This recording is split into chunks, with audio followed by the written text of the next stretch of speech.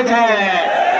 ইসলামী আন্দোলনের কর্মীগুলো আমরা দেখেছি এই দেশের মানুষ যখন বিপদে পড়ে, কোন সমস্যায় পড়ে, এমনকি কোন মার্কেট, কোন বাড়িতে যখন সংগঠন হয়, তখন সর্বপ্রথম সহযোগিতার জন্য যাদের হাত প্রয়োজন, যাদের উপস্থিতি প্রয়োজন, তারাই হল ইসলামী আন্দোলনের কর্মী।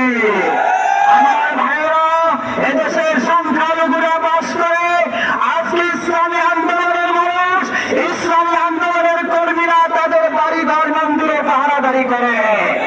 ইসলামী আন্দোলন জুলুমবাজ নয়, কোন জালিমকে প্রশ্রয় দেয় না, অতীতেও দেয় না, ভবিষ্যতেও যদি কোন জালিম যদি এদেশে আসে তাহলে ওই জালিমকেও তারা প্রশ্রয় দেবে না।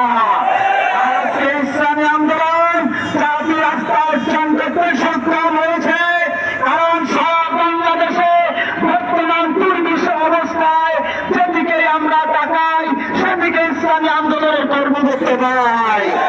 আজকে থানাগুলোতে পুলিশ হাওয়া হয়ে গেছে, থানার মধ্যে কোনো প্রশাসক নেই, সেখানে ভাঙচুর থেকে রক্ষা করার জন্য, লুটপাট লুটতরাজের জন্য ইসলামী আন্দোলনের কর্মীরা রাত দিন 24 ঘন্টা গ্রামের পাহারা দিচ্ছে। এরা চরপেশনবাসী, আমাদের ভুলে গেলে চলবে না।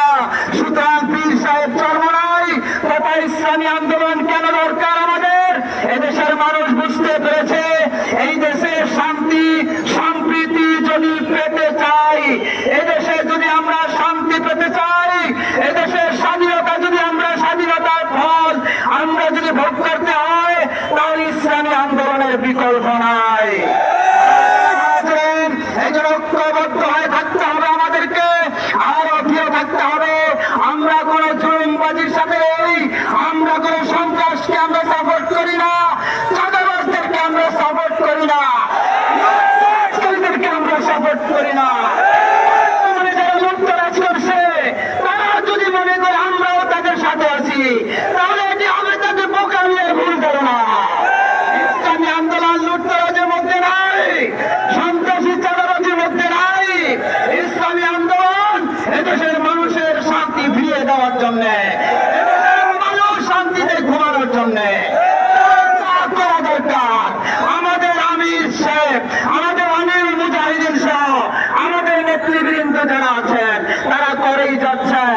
আদৌ করে প্রমাণ নাই 5ই আগস্ট থেকে এই পর্যন্ত এমন কোন প্রমাণ নাই বাংলাদেশের কোন জেলা, কোন থানা, কোন গ্রামে ইসলামী আন্দোলনের কোন কর্মী লুটতরাজ করছে, ভাঙচুর করছে, এমন কোন প্রমাণ নাই। চরপেশনবাসী, আমি আপনাদেরকে আখিরি গুজারিশ, আবার আপনাদেরকে আমি আহ্বান করবো, আসুন চরমনাই পীর সাহেবের নেতৃত্বে ইসলামী আন্দোলনের সুশীতল ছায়ার নিচে আসুন, তাহলে শান্তি এবং সমৃদ্ধি আমরা ফিরে পাবো। আসসালামু আলাইকুম। আমাদের সামনে আমাদের বাংলাদেশ, আমাদের যারা নেতৃত্ব দিয়েছে নৌবাহিনী, ওনাদেরও যে কাজ আমাদেরও সেই কাজ। আমরা দেখেছি, আমরা এই সংস্থা পুরুষের সাথে আমরা বৈঠক হয়েছে, তারাও রাষ্ট্রকে পাহারা দিচ্ছে, আমরা মন্দির পাহারা দিচ্ছি, বাজার পাহারা দিচ্ছি, ঘুরদোষর আমরা পাহারা দিচ্ছি। অর্থাৎ আমরা বাংলাদেশের একজন সৈনিক হিসাবে সেই আমাদের ভূমিকা আজকে বিচিত হয়েছে।